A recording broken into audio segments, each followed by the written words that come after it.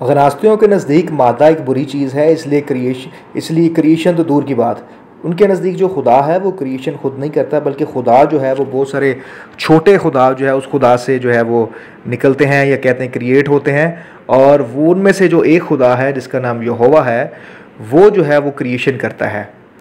क्योंकि उनके नज़दीक जो खुदा है, जो उनका जो खुदा है, वो सबसे बड़ा जो खुदा है, वो क्रिएशन कर ही नहीं सकता, क्योंकि मादा जो है बुरी चीज़ है, और बुरी चीज़ को और ईवल को जो है वो खुदा खालिक नहीं करता। इसलिए वो यहोवा को निचले दर्जे का खुदा मानते हैं, जिसने जो है अख्तियारी खुदा मानते हैं, जिसने अपने अख्तियार से जो है क्रिएशन के अख्तियार से क्रिएशन की। और यीशु मसीह जो है उस अख्तियारी खुदा से, जो क्रिएशन गॉड है, उससे हमें जो है वो छुड़ाएगा। ये उनका गनास्तियों का अकीदा था। जबकि मसीहत जो है वो उसको इस बात का रद्द करती है, स्पेशली अरीनियस, जो मुकद्दस अरीनियस है, वो इस चीज़ का रद्द करती है, क्योंकि जो मसीहत है वो रिलेशनशिप ऑफ गॉड की बात करती है, खुदा और इंसान के रिलेशनशिप की बात करती है।